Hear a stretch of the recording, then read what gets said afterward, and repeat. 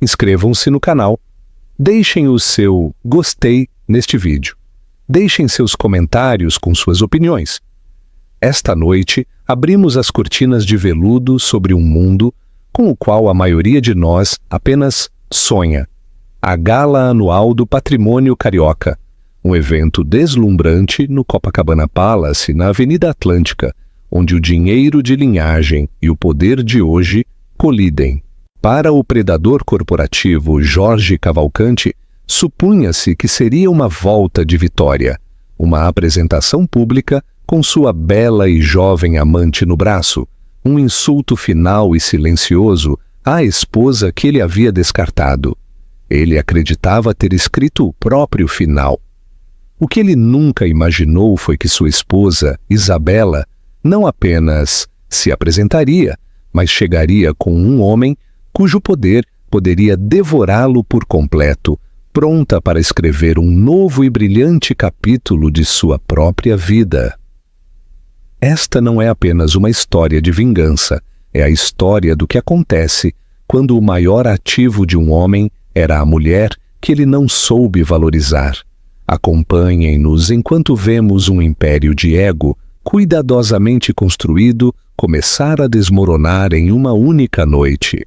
O ar dentro do grande salão do Copacabana Palace era denso com o aroma de dinheiro, poder e as orquídeas brancas que subiam pelas colossais colunas romanas, como trepadeiras fantasmagóricas. Era o aroma da vitória para Jorge Cavalcanti. Ele ajustou as impecáveis lapelas pretas de seu smoking Tom Ford, conferindo a abotoadura no pulso, um fragmento de meteorito incrustado em platina, captando a luz dos lustres de cristal que pendiam como constelações congeladas. No seu braço, Gisele Ferrer era uma visão em carmesim. O vestido era atrevido, uma faixa de seda que se agarrava ao seu corpo tonificado pelo yoga e mergulhava de maneira precária. Ela tinha 24 anos, uma idade que parecia uma declaração em si mesma. Sua risada era um pouco alta demais, seu aperto no braço dele um pouco firme demais. Mas para Jorge não importava. Ela era um belo testemunho vivo de sua contínua dominação. Ela era a sua versão melhorada. E, querido, aquela é a Beatriz Bittencourt? Sussurrou Gisele, com os olhos arregalados pela fome de uma alpinista social. A família dela é dona de quase metade do bairro dos Jardins, Gisele. Eles têm um portfólio respeitável de propriedades de antes da guerra, corrigiu Jorge com suavidade. Seu tom estava impregnado da condescendência casual que reservava para aqueles que considerava abaixo dele. Ele a guiou através da multidão, acenando com a cabeça para os rostos conhecidos, banqueiros, magnatas da tecnologia e figuras políticas. Cada aceno era uma transação, uma reafirmação de seu lugar nesse ecossistema dourado. Ele era Jorge Cavalcanti, o tubarão da Faria Lima, o homem que transformou a Cavalcanti Capital de uma firma boutique em um gigante predador. Seu divórcio de Isabela fora finalizado há 6 meses. Em sua mente, fora um desprendimento necessário de um peso morto. Isabela fora a esposa perfeita para o homem que ele foi, a parceira tranquila, solidária e inteligente que organizava jantares impecáveis e lembrava os nomes dos filhos de seus clientes. Era clássica, elegante e completamente previsível. Mas ele já não era aquele homem. Agora era um titã, e titãs exigiam mais. Mais juventude, mais vivacidade, mais brilho. Gisele era o brilho em pessoa. Senhor Cavalcanti, um prazer. Um homem gordinho com o rosto avermelhado o saudou. Era Felipe Gomes, das Indústrias Gomes. Ele o cumprimentou com os olhos fixos em Gisele. Felipe reconheceu Jorge com um sorriso tenso nos lábios. Jorge desfrutava da inveja nos olhos de outros homens. Era uma moeda tão valiosa quanto qualquer ação. Eles se dirigiram ao salão principal, enquanto a orquestra atingia um crescendo. Jorge sentiu uma onda de profunda satisfação. Tudo era perfeito. Tinha o poder, a reputação e a mulher. O passado era um capítulo fechado, uma nota de rodapé em sua épica biografia. Isabela provavelmente estava em casa, em seu apartamento de tons bege, catalogando seus livros de arte ou o que quer que fizesse agora com seu tempo. Foi Gisele quem a viu primeiro. Seu aperto no braço dele de repente se tornou uma tenaz. Jorge sibilou, sua voz perdendo a doçura praticada. Não olhe agora, mas... é aquela. O olhar de Jorge seguiu o dela, varrendo o mar de smokings e vestidos de alta costura. Ele escaneou a multidão. Seus olhos passaram por ela 1, 2 vezes antes de engatarem e ficarem fixos. E naquele momento, o champanhe perfeitamente gelado em seu estômago se transformou em ácido. Era Isabela. Mas não a Isabela que ele recordava. A mulher parada perto da escadaria não era a sombra discreta e elegante que ele havia deixado para trás. Esta mulher era uma supernova. Usava um vestido de veludo azul meia-noite, uma criação tão requintadamente feita que parecia ter sido tecida com luz de estrelas e sombras.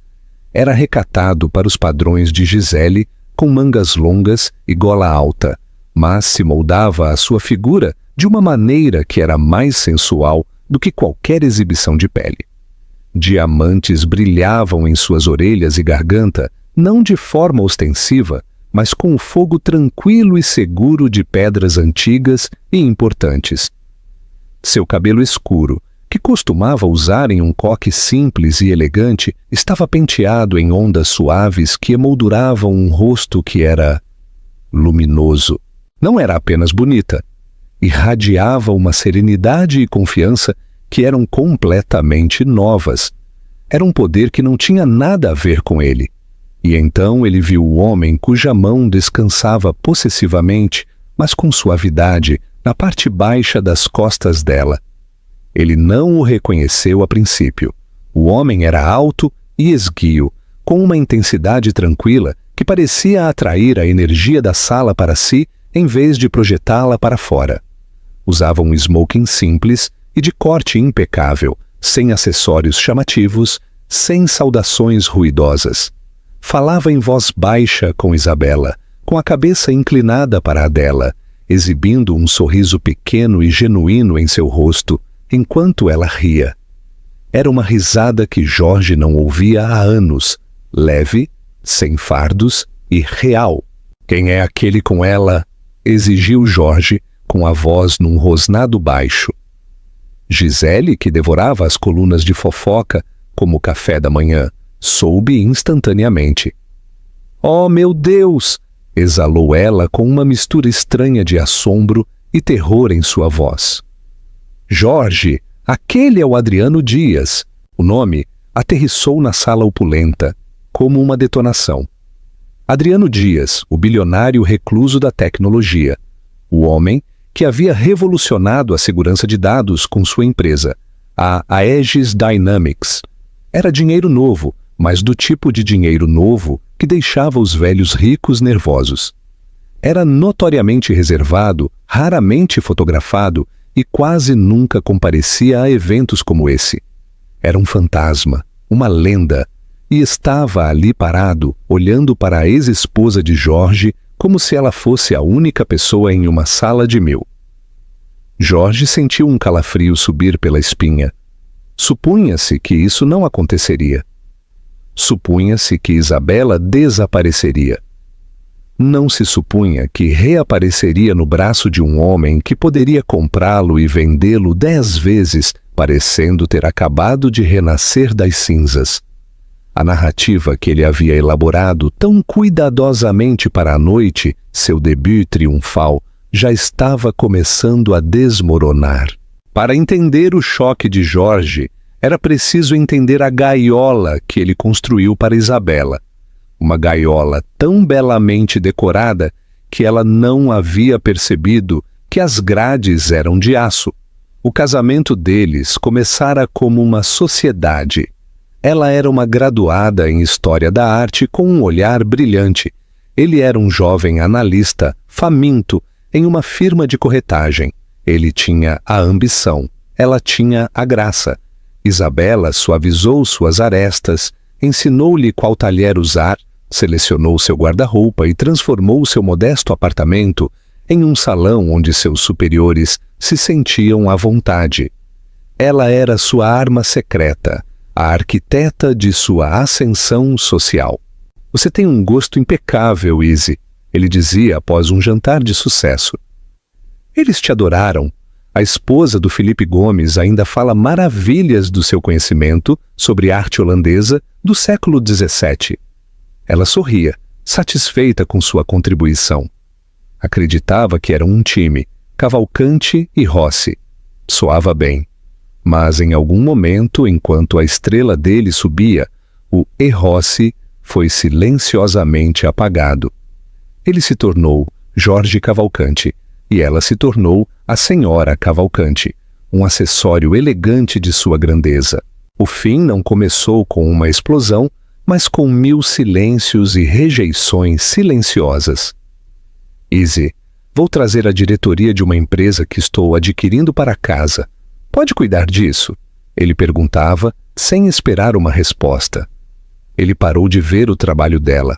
As horas de planejamento, as ligações para os buffets, a seleção do vinho, a cuidadosa atribuição de assentos desenhada para maximizar a influência dele como uma contribuição. Ele via isso como uma função do papel dela, tão natural e esperada quanto o nascer do sol. Uma noite, aproximadamente 1 ano antes do divórcio, ela estava emocionada. O Instituto Moreira Salles, uma prestigiada fundação de arte, oferecera-lhe um cargo em seu comitê de aquisições. Era um sonho tornado realidade, uma oportunidade de usar sua experiência em uma capacidade profissional. Ela esperou até que ele estivesse de bom humor, depois que ele havia fechado uma aquisição hostil, particularmente viciosa. Ela lhe apresentou a carta de oferta com um copo de seu uísque Macallan favorito. Ele escaneou a carta com a testa franzida. É um cargo não remunerado. É um cargo no conselho, Jorge. Raramente são pagos. É pelo prestígio, pela influência, pelo amor à arte. Ele devolveu a carta com expressão ilegível. E quando você encontraria tempo? Você tem que planejar a gala para o Fundo das Crianças no próximo mês. E preciso que você receba a delegação japonesa em 2 semanas. Posso fazer os 2, insistiu ela. Sou organizada, você sabe. Ele suspirou, o som pesado com uma paciência fabricada. Isabela, meu amor, seu trabalho é aqui, comigo, me apoiando? Isso é um compromisso de tempo integral. Seus passatempos são encantadores, mas minha carreira é o que paga esta cobertura, suas roupas, a vida que temos. Não percamos o foco no que é importante. A palavra passatempos a atingiu como um soco físico, sua paixão, sua experiência, seu sonho, reduzidos a um passatempo. Foi o momento em que ela se deu conta de que já não era sua sócia. Era uma funcionária em uma gaiola dourada, e sua compensação era o estilo de vida que ele lhe proporcionava. A gota d'água foi Gisele Ferrer. Ela não foi a primeira que Isabela suspeitava, mas foi a mais descarada. Jorge começou a chegar em casa tarde, cheirando a um perfume diferente. Um aroma juvenil e enjoativo que não se parecia em nada com o seu clássico Chanel No. 5. Ele se tornou descuidado, deixando recibos de jantares extravagantes para 2 em sua cômoda, mensagens de texto iluminando a tela de seu telefone com emojis de coração. Ela o confrontou numa terça-feira de manhã chuvosa. Ele estava dando nó na gravata, seu reflexo frio e distante no espelho antigo que haviam comprado juntos na Itália. — Quem é ela, Jorge? — perguntou Isabela, com a voz tremendo apenas um pouco. Ela havia praticado estar calma. Ele não fingiu ignorância, estava além disso. O nome dela é Gisele, não é nada sério. Nada sério? Isabela sentiu uma risada vazia borbulhar em seu peito. Você a leva a restaurantes onde costumávamos ir.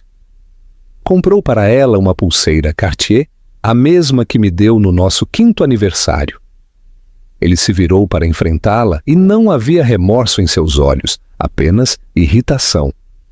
Isabela, sejamos realistas, nós nos distanciamos. Eu tenho certas necessidades. Você e eu estamos confortáveis. É um bom arranjo. Um arranjo? Ela repetiu as palavras com gosto de veneno. Pensei que fosse um casamento. É o que é, disse ele, dando de ombros e vestindo o paletó. Veja, tenho uma reunião às 9. Não sejamos dramáticos. Nada precisa mudar. Mas tudo havia mudado. Ele não a via como uma mulher a quem havia ferido, mas como um obstáculo à sua conveniência.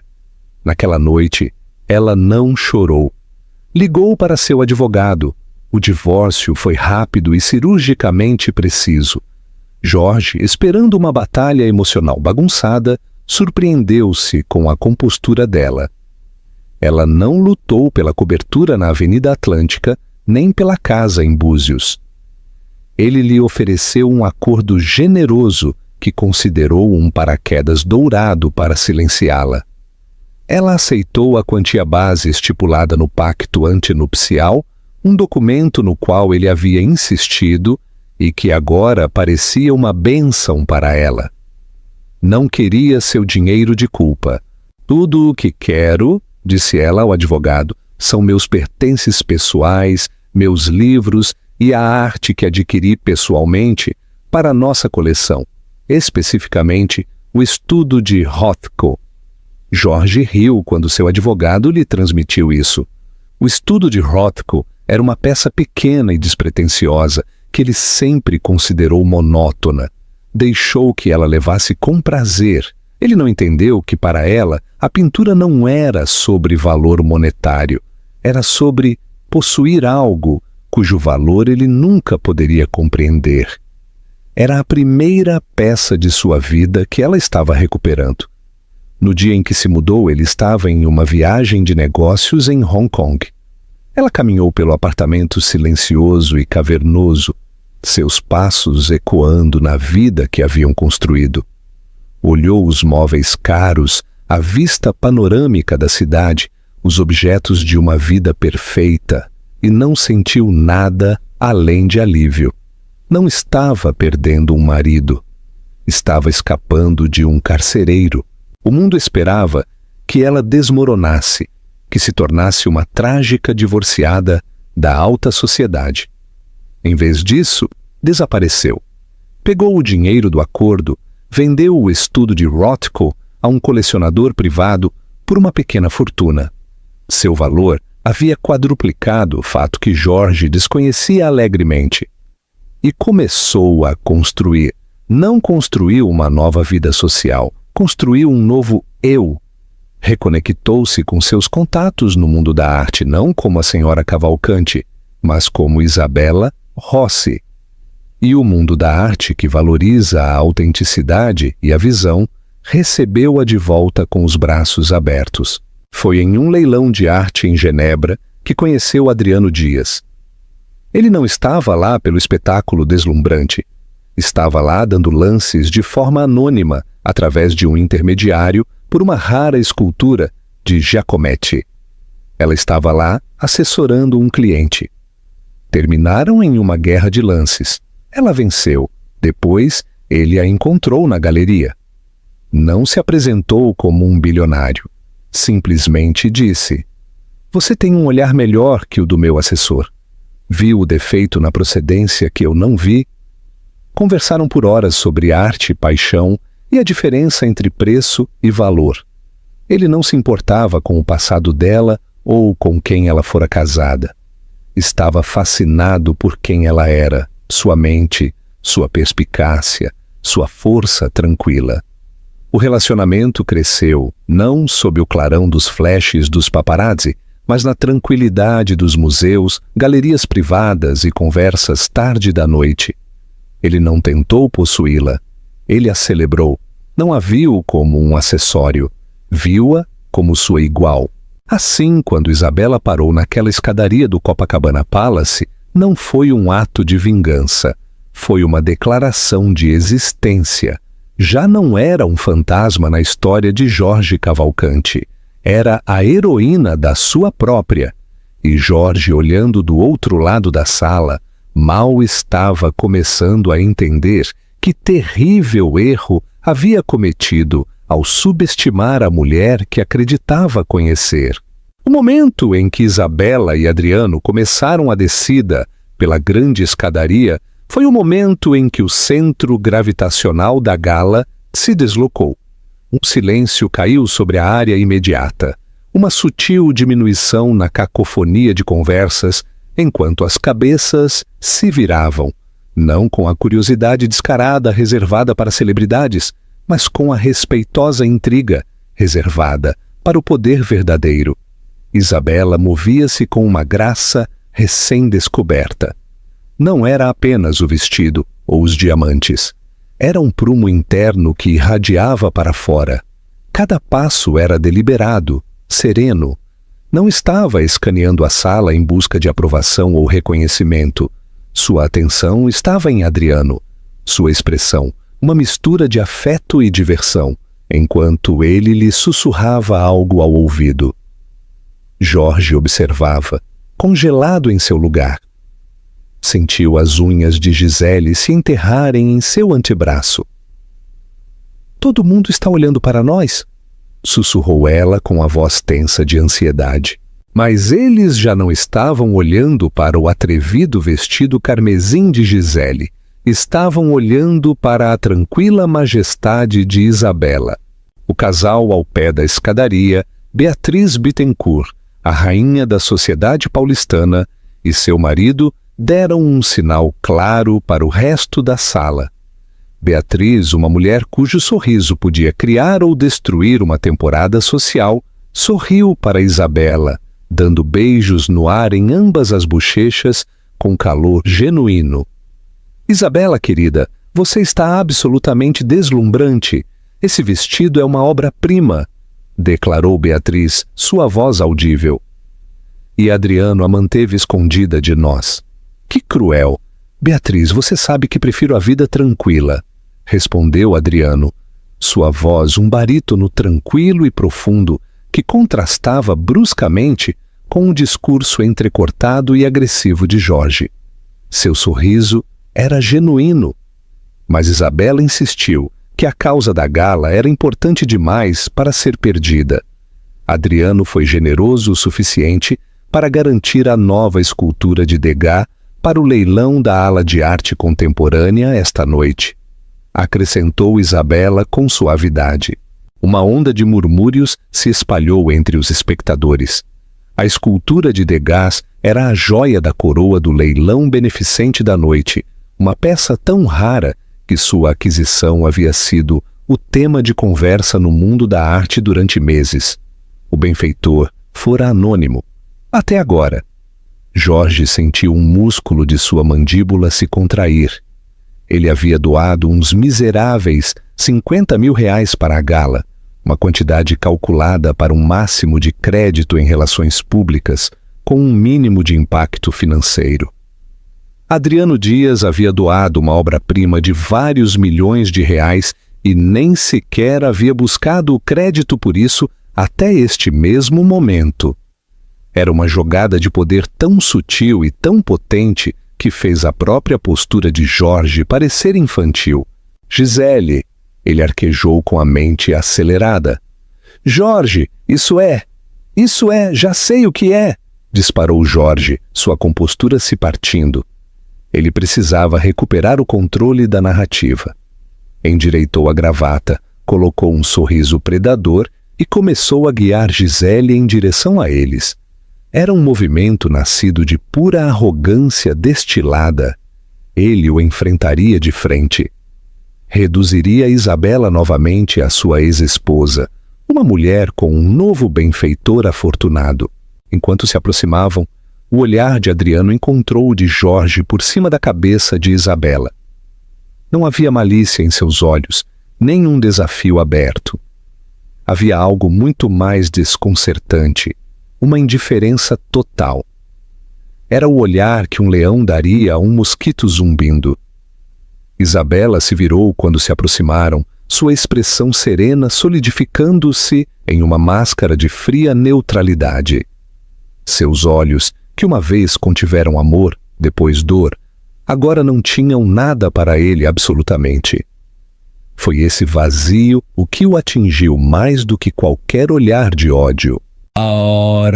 Ora, começou Jorge, sua voz ressoando ligeiramente. Alto demais. Isabela, faz um tempo. Você está... bem.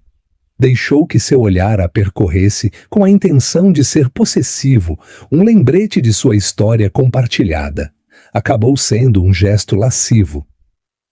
Jorge, disse ela, sua voz uniforme e fria. A única palavra era um descarte. Não ofereceu um aperto de mão, nem reconheceu Gisele, que estava inquieta ao seu lado como uma substituta nervosa.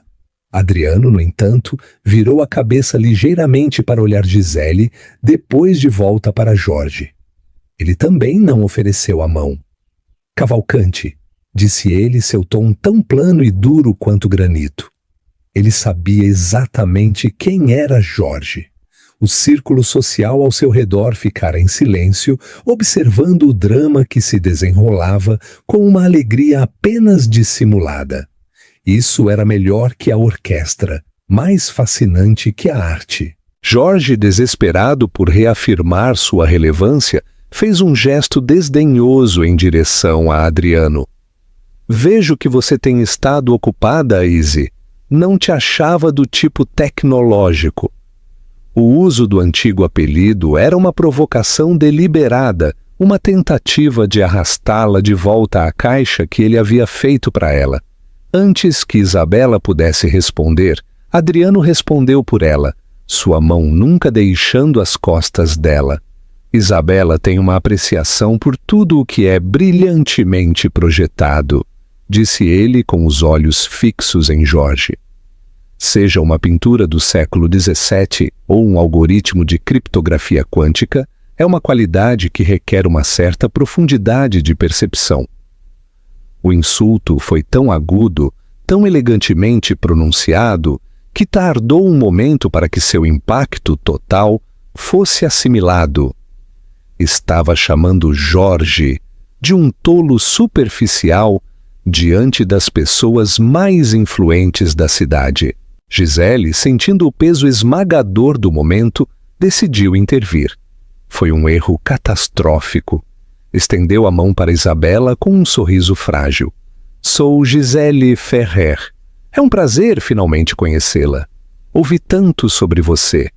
O olhar de Isabela deslizou para a mão oferecida e depois de volta para o rosto de Gisele. Não a aceitou. Depois de um momento de silêncio insuportável, simplesmente disse: tenho certeza que sim. A rejeição foi absoluta. Não foi dramática nem barulhenta. Foi tranquila, fria e totalmente devastadora. Naquele momento, Gisele foi definida, não como a nova parceira de Jorge, mas como a mulher que Isabela Rossi se negava a reconhecer. O rosto de Jorge, que fora uma máscara de estranha jovialidade, começou a manchar-se de vermelho. Viera aqui esta noite para ser o rei do baile. Em vez disso, estava sendo publicamente visto como um bobo da corte, em um drama onde nem sequer era o personagem principal. Viu isso nos olhos das pessoas que observavam. Pena de alguns. Schadenfreude, alegria pelo infortúnio alheio de outros. Felipe Gomes, que fora tão admirador apenas 30 minutos antes, agora observava com um sorriso fascinado e predador. Isabela deu um aceno leve, quase imperceptível, para Beatriz Bittencourt. Um sinal silencioso de que a conversa terminara. Beatriz, você deve me dizer o que acha do posicionamento da escultura. Adriano e eu estávamos prestes a inspecioná-la. Com isso, ela e Adriano se viraram e se afastaram, a multidão se abrindo para eles como se fossem realeza. Não olharam para trás. Jorge e Gisele ficaram para trás, parados em um círculo de silêncio que parecia um refletor. O rosto de Gisele estava pálido, sua bravura destruída. As mãos de Jorge estavam cerradas em punhos ao lado do corpo. Nunca se sentira tão completa e publicamente castrado em toda a sua vida. A noite ainda era jovem, mas sua derrota já era total, ou assim ele pensava. A verdadeira humilhação ainda não começara. O encontro atuou como um fósforo aceso em palha seca. Em questão de minutos, os sussurros haviam pegado fogo e se espalhavam pelo grande salão como um incêndio imparável. A história se repetia, se embelezava e se analisava sob todos os ângulos. Você viu a forma como ela o ignorou completamente? E o vestido, uma peça personalizada daquele estilista belga recluso, me disseram. Chiquérrimo, murmuravam. Adriano Dias não o via em um evento público há 5 anos, e olha para ela como se ela tivesse inventado a lua. Pobre Jorge Cavalcanti achou que estava apresentando uma estrela e acabou sendo o ato de abertura para uma rainha. Jorge podia sentir a mudança na atmosfera. As costas que uma vez foram tapeadas, agora estavam viradas. As saudações que uma vez foram calorosas, agora eram frias e breves. Já não era o tubarão, era a isca. Tentou rir, agarrando uma taça de champanhe de um garçom que passava e bebendo-a de um só gole. Você pode acreditar na disfarçatez? Murmurou para Gisele, que tentava desesperadamente parecer imperturbável. Se exibindo com ele. É patético. Um claro grito por atenção. Ela nem quis apertar minha mão, disse Gisele, com a voz tremendo ligeiramente. Na frente de todos. Esqueça ela, disse Jorge com a mandíbula tensa. Não é ninguém, uma relíquia esquecida. Esta é a nossa noite. Mas suas palavras soavam vazias até para si mesmo.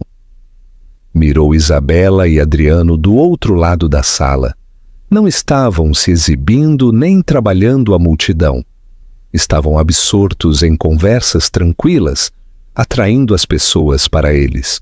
Viu Isabela falando com a diretora do museu, suas mãos se movendo com elegante ênfase enquanto expunha um ponto sobre a iluminação na galeria dos impressionistas. Viu Adriano em uma discussão profunda com o secretário da Fazenda. Não sobre finanças, mas sobre uma iniciativa filantrópica para a alfabetização digital em comunidades carentes.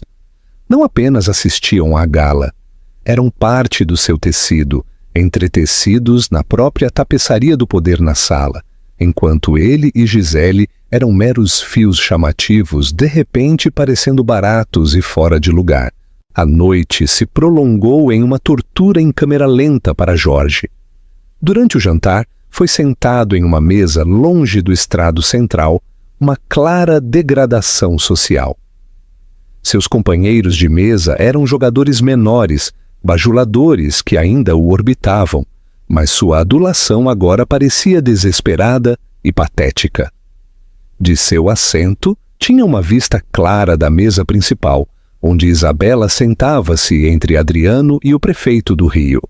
Ela ria, seu rosto iluminado pela luz das velas, e aquilo pareceu uma afronta pessoal.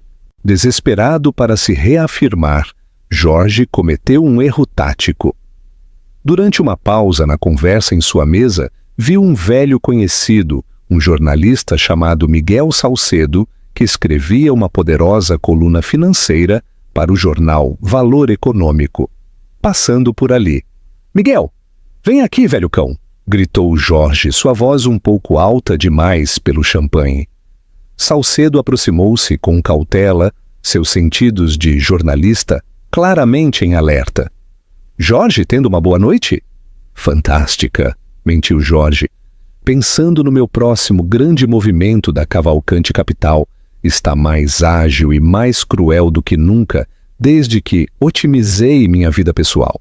Piscou o olho, um gesto tosco, destinado a enquadrar seu divórcio como uma decisão de negócios estratégica. Os olhos de Salcedo se moveram em direção à mesa de Isabela. Ah, sim. Parece que a senhora Rossi Dias também está fazendo sua própria otimização. O nome composto atingiu Jorge como um golpe corporal. Rossi Dias. Ele nem sabia. Ele havia assumido. Não sabia que havia assumido. Não se incomodara em descobrir. Rossi, corrigiu Jorge com a voz aguda. O nome dela é Isabela Rossi. Salcedo levantou uma sobrancelha. Não segundo a lista de benfeitores da gala. Está listado como uma doação conjunta do senhor Adriano Dias e da senhora Isabela Rossi Dias, uma muito generosa, por sinal. São copresidentes do novo programa de tecnologia e arte do museu. Copresidente. Uma doação conjunta, um novo nome. Estas não eram as ações de uma mulher que tinha um caso. Estas eram as ações de uma mulher que construía um império com um novo rei sobre as cinzas de sua velha vida. Cada novo detalhe era outra pá de terra na tumba do ego de Jorge. É uma mulher muito astuta, disse Jorge, tentando soar admirador, mas parecendo amargado. Sempre soube como cair de pé. A implicação era clara. Era uma alpinista social que havia subido de nível. Salcedo não se deixou levar. Não sei, Jorge, disse sua voz, tomando um tom profissional e analítico. Encontrei-me com ela na Art Basel há alguns meses. Estava negociando a venda de uma coleção privada para o Getty. Foi uma negociadora dura. O mundo da arte a leva muito a sério. Já não é apenas a esposa de alguém. É uma jogadora importante por direito próprio. Salcedo se desculpou, deixando Jorge em um novo ataque de humilhação. Sempre havia acreditado que ele era a substância e ela era o estilo. A ideia de que ela possuísse um intelecto formidável e uma perspicácia para os negócios que agora estava florescendo sem ele era incompreensível. Fundamentalmente, desafiou todo o seu autoconceito. Não apenas havia perdido uma esposa, havia perdido um ativo cujo valor havia subestimado de maneira criminosa. O veneno dos sussurros agora corria por suas veias. Olhou para Gisele, que estava empurrando um pedaço de robalo pelo prato. Seu vestido carmesim, de repente parecendo berrante sob a elegante iluminação. Havia escolhido-a por sua aparência, por sua juventude. Mas nesta arena, contra este nível de poder sofisticado, ela era uma responsabilidade. Não tinha profundidade. Não tinha conversa além da fofoca e das marcas. Era uma coisa bela e oca, e parada ao lado da lembrança de Isabela e da impressionante realidade dela agora, Gisele parecia desvanecer na insignificância. E a parte mais aterrorizante para Jorge foi a percepção de que talvez ele estivesse desvanecendo junto com ela. Sentir-se invisível é um tipo de inferno especial para uma mulher como Gisele Ferrer. Toda a sua vida havia sido uma campanha pela visibilidade. Havia trabalhado incansavelmente na academia, em clínicas de estética, no cabeleireiro, para se tornar o tipo de mulher que um homem como Jorge Cavalcante notaria. E o havia conseguido. Havia ganhado o prêmio. Mas esta noite, o prêmio parecia um troféu de consolação. Os olhares de admiração a que estava acostumada agora se dirigiam a outra parte. Os sussurros não eram sobre sua beleza, mas sobre seu desfeita pública. Já não era a estrela. Era uma nota de rodapé no retorno triunfal de Isabela Rossi Dias. A amargura era um nó duro e indigesto em sua garganta. Durante um intervalo antes do leilão beneficente, viu Isabela afastar-se de sua mesa e dirigir-se na direção dos toaletes. Impulsionada pelo champanhe e por uma necessidade desesperada de recuperar algum status, Gisele decidiu agir. Desculpou-se, deixando Jorge com seu mau humor, e seguiu-a. O toalete era um oásis de mármore e acessórios em ouro rosa, momentaneamente vazio, exceto pelas duas. Isabela estava de pé diante do espelho, não retocando a maquiagem, mas simplesmente tomando um momento de tranquilidade, seu reflexo mostrando uma mulher perfeitamente à vontade em sua própria pele. Gisele entrou, o clique de seus saltos anormalmente alto no chão de mármore. Ocupou a pia ao lado da de Isabela, tirando seu batom da bolsa com um gesto dramático. "É uma festa linda, não é?" começou Gisele, sua voz gotejando doçura artificial. Isabela encontrou seus olhos no espelho. "É um evento beneficente muito importante, sim." Seu tom era educado, mas friamente distante. Não fez nenhum movimento para sair. Um desafio silencioso para que Gisele declarasse seu propósito. "Jorge estava tão ansioso por isso", continuou Gisele, aplicando uma nova camada de carmesim nos lábios. "Uma oportunidade para finalmente relaxar. Sabe? Tem sido um ano estressante para ele. O divórcio foi tão difícil para ele. Era um estratagema patético e transparente, uma tentativa de pintar Isabela como a mulher cruel que havia ferido o grande homem." Isabela finalmente se virou do espelho para olhar Gisele diretamente. Seu olhar não era de raiva ou mágoa. Era analítico, como um cientista observando uma amostra. "Imagino que liquidar uma sociedade de 20 anos por um modelo mais novo e brilhante venha com uma certa quantidade de burocracia", disse Isabela, sua voz suave, mas com um matiz de gelo. O sorriso praticado de Gisele vacilou. Esta não era a ex-esposa, chorosa e desprezada que havia imaginado. "Isso não é justo. Ele realmente amou você. Ainda fala de você." "Sim?" perguntou Isabela, uma única sobrancelha arqueando-se com leve diversão. "Fala das noites que passei editando suas propostas de negócios até às 3 da manhã? Ou da vez que diagnostiquei o erro em sua estratégia de aquisição para aquela companhia farmacêutica, um erro que lhe teria custado toda a sua reputação? Ou só fala dos jantares?" Gisele emudeceu. Não tinha ideia de nada disso. A Isabela nas histórias de Jorge era uma criatura doméstica, uma administradora de lares, não uma sócia estratégica. "Creio", continuou Isabela, sua voz baixando para um tom confidencial, quase de lástima, "que a você e a mim nos contaram duas histórias muito diferentes sobre o mesmo homem.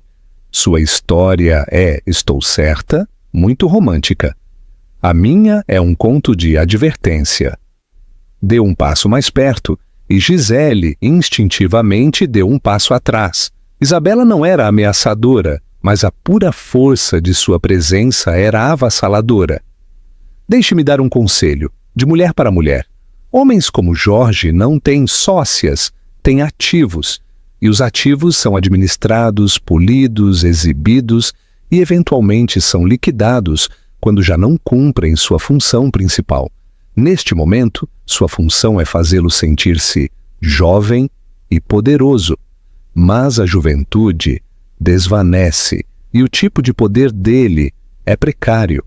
O que será da sua função, então?" Gisele olhou-a sem palavras. Cada palavra era um dardo perfeitamente direcionado, perfurando sua fantasia. "Acha que ganhou algo de mim?" concluiu Isabela, voltando-se para o espelho e pegando sua pequena e elegante bolsa de mão. "Mas não se pode ganhar um prêmio que a outra pessoa já descartou voluntariamente. Não fui derrotada, fui libertada." Deu a Gisele um último olhar no espelho. Um olhar que não era cruel, mas que estava cheio de uma lástima profunda e esmagadora para a alma. Ele fará com você o que fez comigo. A única diferença é que eu tinha uma vida para a qual voltar. Certifique-se de construir uma para você mesma antes que seu valor, como ativo, deprecie.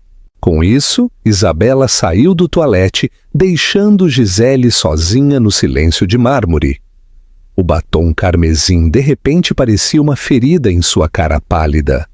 Pela primeira vez, viu as letras miúdas no contrato de sua glamourosa nova vida. Havia pensado que era a vencedora, a que havia levado o rei. Isabela acabava de revelar-lhe que tudo o que realmente fizera fora oferecer-se como voluntária para ser a próxima cativa na torre, e havia entregado a chave de sua própria gaiola ao carcereiro. O triunfo que sentira havia se transformado em terror. O evento principal da noite era o leilão ao vivo. O salão de baile zumbia com antecipação, o drama anterior adicionando uma corrente picante à filantropia.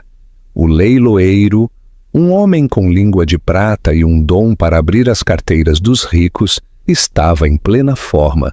Os lances eram ferozes para férias luxuosas, vinhos raros e joias sob medida. Jorge, no entanto, fervia em uma mistura tóxica de champanhe e orgulho ferido. O encontro no toalete deixara Gisele comovida e, em silêncio, sua presença agora um lembrete constante de seu erro de cálculo. Precisava fazer algo. Precisava de um grande gesto para recuperar seu status, para lembrar a esta sala quem ele era. O último artigo foi anunciado. E agora, senhoras e senhores, a joia da coroa de nossa noite, uma escultura preparatória de Edgar Degas, recentemente descoberta. Bailarina amarrando a fita de sua sapatilha. Generosamente doada esta noite pelo senhor Adriano Dias e pela senhora Isabela Rossi Dias. Uma onda de aplausos encheu a sala, enquanto um refletor iluminava a pequena e requintada escultura de bronze sobre um pedestal de veludo. O lance começou em um assombroso R$1.000.000. As mãos se ergueram por toda a sala. O preço subiu rapidamente. 2, 3, 4 milhões. Adriano e Isabela observavam com sorrisos tranquilos, já tendo feito sua contribuição. Eram meros espectadores agora. E então Jorge viu sua oportunidade. Era uma ideia louca e temerária, nascida da desesperação e do ego. Compraria a estátua, superaria a todos, compraria o próprio objeto da generosidade deles e, ao fazê-lo, dominá-los-ia simbolicamente. Demonstraria que seus bolsos eram igual de profundos, seu poder igual de real. 5 milhões, ofereceu um licitante perto da frente. 6 milhões. Veio uma contraproposta. Jorge levantou-se. O movimento foi abrupto, atraindo os olhares dos que estavam em mesas próximas. Gisele olhou-o alarmada. 10 milhões de reais, gritou Jorge, sua voz ressoando no salão de repente silencioso. Um suspiro coletivo percorreu a multidão. Os olhos do leiloeiro se arregalaram. Sabia o que era uma batalha de rancores quando a via. Olhou para os outros licitantes, que baixaram suas mãos. Esta era uma batalha da qual não queriam fazer parte. 10 milhões de reais do senhor Jorge Cavalcanti, gritou o leiloeiro. Ouço 11. Silêncio. O coração de Jorge batia com força. Um sorriso triunfante estendeu-se por seu rosto. Olhou para a mesa principal. A expressão de Isabela era ilegível. Uma máscara de calma. Adriano observava-o, não com raiva, mas com um olhar de curiosidade distante, como um físico observando uma reação química previsível, mas decepcionante. Dou-lhe uma, cantou o leiloeiro. Dou-lhe 2. Jorge sentiu uma onda de vitória. Havia conseguido. Havia silenciado a sala. Havia se apoderado do foco de atenção. "Vendida!" gritou o leiloeiro, batendo o martelo. "Ao senhor Jorge Cavalcanti por 10 milhões de reais!" Uma onda de aplausos corteses, embora ligeiramente atordoados, percorreu a sala. Jorge sentou-se, estufando o peito. Havia feito sua declaração.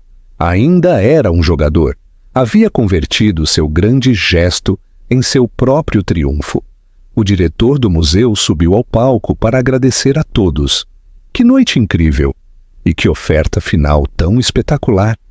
Devemos agradecer ao Sr. Cavalcanti por sua assombrosa generosidade e, por suposto, nossa mais profunda gratidão aos nossos novos co-presidentes do programa, Isabela Rossi Dias e Adriano Dias, não apenas por sua doação do Degas, mas por sua visão para o futuro. Fez um gesto em direção à mesa principal. Adriano pôs-se de pé, pegando o microfone.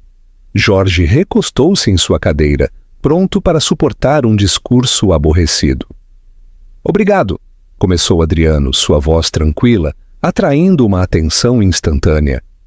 "Isabela e eu estamos encantados de ser parte do próximo capítulo desta instituição. Cremos que a tecnologia e a arte não são disciplinas separadas, mas duas faces da mesma moeda da inovação humana." Fez uma pausa, seus olhos percorrendo a sala, antes de pousarem brevemente em Jorge. "A inovação", continuou Adriano, "trata de mais do que apenas criar coisas novas. Também trata de melhorar e, às vezes, desmantelar velhos sistemas que já não são eficientes ou éticos. É um princípio que aplico não apenas na filantropia, mas nos negócios." Uma estranha tensão encheu o ar. Isso já não era um discurso de agradecimento padrão. "Falando nisso", disse Adriano, seu tom mudando ligeiramente, tornando-se mais agudo, "a Aegis Dynamics sempre está buscando oportunidades para inovar em diferentes setores. Pelo que me agrada anunciar informalmente, esta noite, que, na primeira hora desta tarde, minha diretoria aprovou as etapas finais de uma aquisição majoritária de uma firma da Faria Lima, de longa data. Uma firma que cremos que tem um grande potencial, uma vez que sua cultura de liderança se realinhe com os padrões éticos modernos." Jorge ficou gelado. Seu sangue pareceu água gelada em suas veias. Ele o sabia. Sabia antes de as palavras serem pronunciadas. O olhar de Adriano fixou-se diretamente no de Jorge. Já não havia indiferença em seus olhos. Apenas a fria e dura finalidade de um cheque-mate. "Esperamos com ansiedade o desafio de reestruturar os ativos e operações da Cavalcanti Capital." O silêncio na sala foi absoluto, ensurdecedor. Foi como se o ar tivesse sido sugado do edifício. Cada pessoa virou-se para olhar Jorge Cavalcanti. A mão de Gisele voou para sua boca, seus olhos arregalados de horror. Sua companhia, o império que havia construído sobre as costas de sua primeira esposa. A fonte de todo o seu poder e arrogância. Adriano Dias não apenas havia entrado em seu mundo, ele o havia conquistado e o havia anunciado ao mundo da maneira mais pública e humilhante possível. A exibição de 10 milhões de reais já não era uma amostra de poder. Era o patético rugido final de um animal moribundo. Não havia comprado uma estátua. Havia pagado um custo de 10 milhões de reais para sua própria execução pública. Jorge sentou-se paralisado, seu rosto pálido. Viu Isabela, que se mantivera sentada. Não estava sorrindo nem se regozijando. Simplesmente encontrou seu olhar do outro lado da sala e, pela primeira vez em toda a noite, viu uma emoção em seus olhos. Não era ódio. Não era triunfo. Era um lampejo da lástima que ela havia mostrado a Gisele no toalete. Era o olhar que se dá a uma coisa que já terminou. O martelo não apenas havia vendido uma estátua, havia sinalizado o final de seu reinado. As consequências foram um massacre brutal e silencioso. Não houve confrontação, não houve gritos, houve apenas a lenta e agonizante caminhada da vergonha.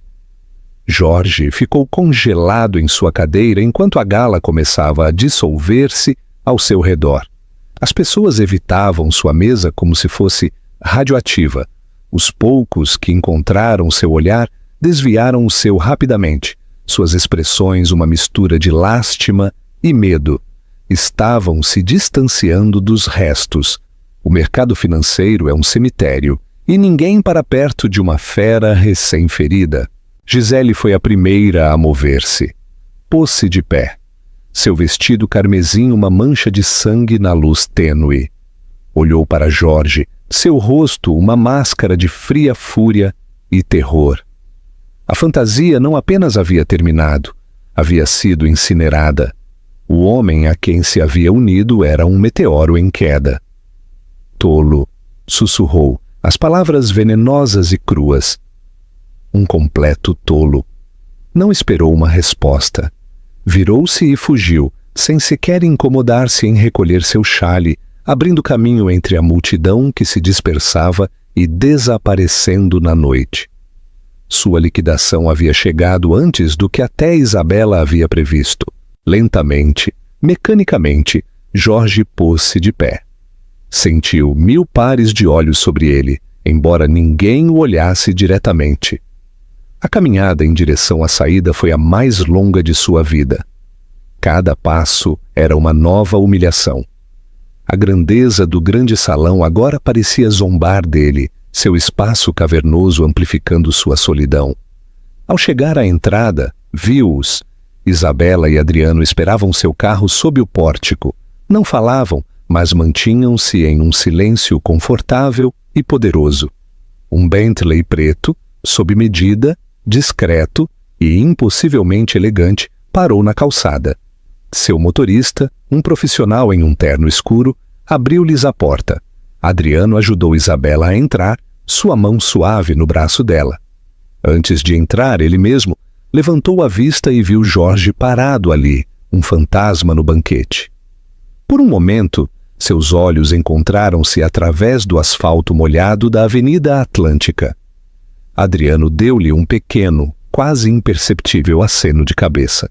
Não era um aceno de vitória ou de regozijo. Era um aceno de finalidade, um fechamento de um livro. Depois deslizou para dentro do carro e este se afastou, desaparecendo silenciosamente no fluxo do tráfego do rio. Jorge ficou sozinho na calçada, o ar frio da noite sem fazer nada para esfriar o fogo de sua humilhação. Havia vindo à gala para mostrar seu poder, para pôr sua ex-esposa em seu lugar. Em vez disso, havia perdido sua amante, sua companhia e sua reputação no espaço de 3 horas. Havia tratado Isabela como uma nota de rodapé em sua vida, e ela havia retornado como a autora de sua perdição. Não por malícia, mas simplesmente ao passar para um mundo tão além do dele, que seu novo parceiro podia desmantelar toda a sua existência como uma transação de negócios menor. Finalmente o entendeu. Os 10 milhões de reais pela estátua eram agora uma dívida que não podia pagar.